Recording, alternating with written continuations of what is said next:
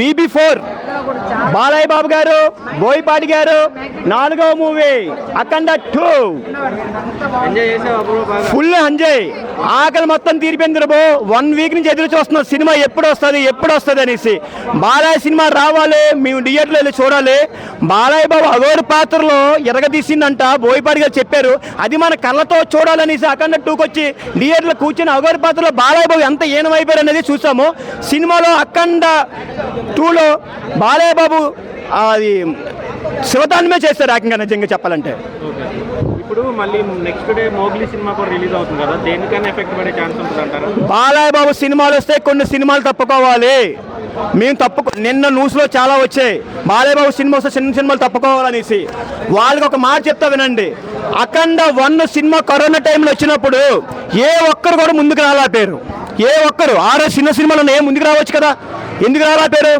సినీ film మొత్తం థియేటర్లు మొత్తం ఖాళీ అయిపోయాయి, థియేటర్ జనాలు లేరు. ఎట్లా అనేసి అఖండ 1 సినిమా బోయపాటి గారు, బాలకృష్ణ గారు నేనున్నానంటూ బాలయ్య బాబు ముందుకు వచ్చి అఖండ 1 సినిమా కరోనా టైంలో విడుదల చేశారు.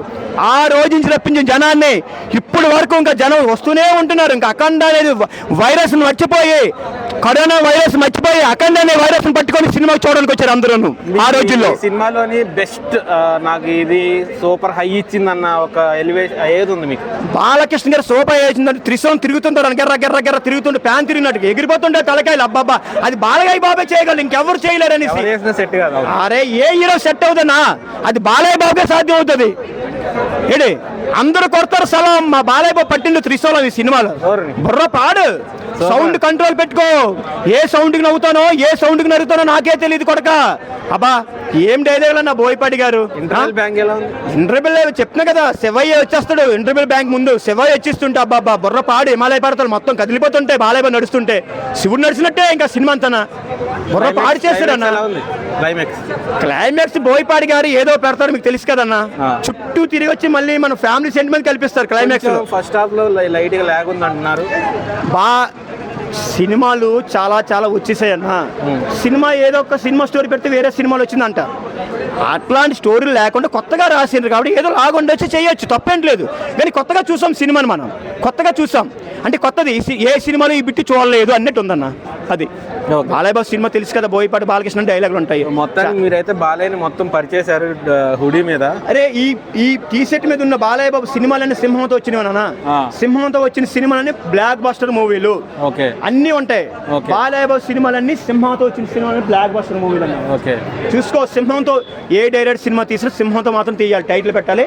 ఆ సినిమా ఆ రోజు బ్లాక్ బస్టర్ బొమ్మ అవుతుంది. సంక్రాంతికి బాలయ్య రేస్ లో లేకపోవడం వల్ల మీరు ఏమైనా ఫీల్ అవుతున్నారా? అది కొంచెం ఫీల్ అవుతున్నాం సార్. చల్లే వదిలేసి కొన్ని నీళ్ళు తప్పుకోవాలి మనం, ఎందుకంటే అందరికీ ఛాన్స్ ఇవ్వాలి. చాలా మంది ఇప్పుడు బాధపడుతున్నారు. ఆ రోజుల్లో వాళ్ళు టైం పరి ఇట్లు కొట్టారు, ఈ రోజున మా బాలయ్య బాబు టైం పరి ఇట్లు కొడుతున్నారు. తప్పేట్లేదు, వాళ్ళకి కొంచెం ఇవ్వాలి, మనం కూడా కొంచెం ఆలోచించాలి. బాలయ్య బాబు అలాంటి కాదు, తెలుసు కదా అందరికీ.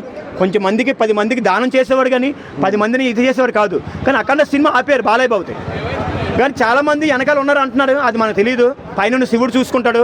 ఈ రోజు నువ్వు ఆపొచ్చు, రేపు నీ సినిమా ఆగొచ్చు, అది రాసి పెట్టుకోవాలి. ఇవాళ బాలయ్య బాబు సినిమా అయిపోయిందని కాదు, తర్వాత మీ సినిమా కూడా ఆగొచ్చు.